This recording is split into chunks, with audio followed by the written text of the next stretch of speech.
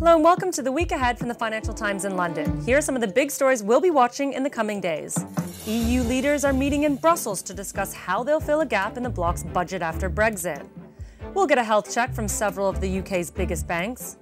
And how is the world's largest retailer faring? We'll find out when Walmart reports its quarterly results. Let's start in Europe, where EU leaders are set to meet in Brussels on Friday for a summit about the union's long-term budget and future leadership. The gathering will be the first time the heads of government of the 27 member states debate what to do about the gap created in their trillion-euro budget after Brexit. Big net contributors such as Germany say there may be a need to contribute more in the coming years. But the size of any increase is highly contentious.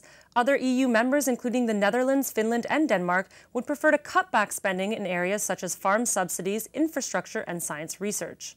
Separately, the group will examine the difficult question of how to appoint the next president of the European Commission, which is the union's executive body.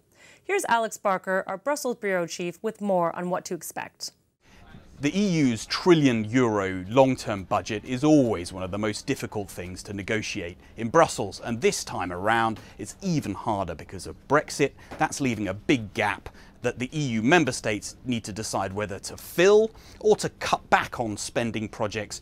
This week, the big decision for the leaders who are at the summit will be broadly how big that budget should be, and secondly, how quickly they want to reach an agreement. Usually it takes about 18 months to 2 years. It's incredibly fraught. This time, they're thinking maybe they can accelerate things and reach an agreement before the European elections in May next year.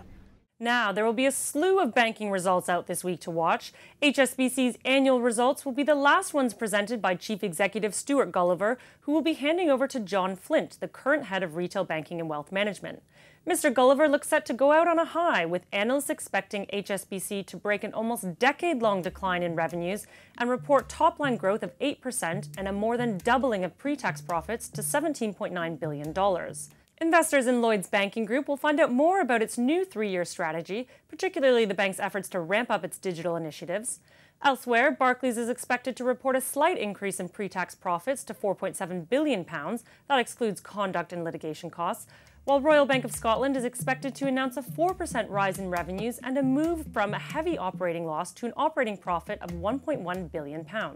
Here's our banking editor, Martin Arnold, to explain why investors should be looking forward to the results. It's going to be all about returning capital to shareholders. We start the week with HSBC on Tuesday, and they're expected to announce a $3 billion share buyback, extending their policy of returning excess capital to shareholders. That's followed by Barclays, which cut its dividend 2 years ago, and they're expected to bounce that dividend back up.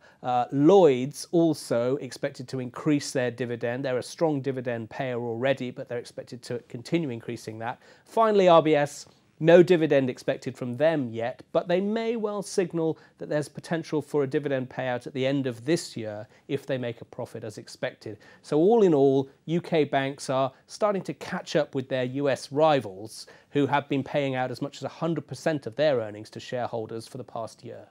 And finally, U.S. retail giants Walmart and Home Depot are both due to provide an earnings update this week.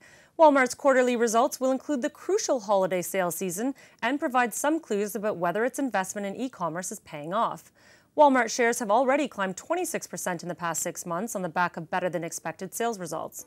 And we'll see if Home Depot is still benefiting from a bright spot among broader retail malaise. With a strong labor market and historically low level of homes for sale in the U.S., people have been spending more money on their homes. Sales of items such as lumber and appliances have also shielded it from Amazon e-commerce competition, which has ruffled other retailers. Here's our reporter Anna Nicolau with more. This week, Walmart reports its earnings for the last 3 months of last year, and this will follow up on 3 very strong quarters for Walmart. It had a lot of momentum towards the end of last year as they were growing sales faster than expected. They were also showing good progress on e-commerce, which is a big question for them as they battle with Amazon for online shopping. The other thing is that this will be for the holiday period of December, and so far we've seen very positive news from the holiday shopping season. A lot of retailers, even though they had a pretty poor year in terms of retail in general with a lot of bankruptcies and store closures, it seems like the holiday shopping season was very good last year. So people will look to Walmart as the world's biggest retailer to see if they also felt that positive news. And that's what the week ahead looks like from the Financial Times in London. See you again next time.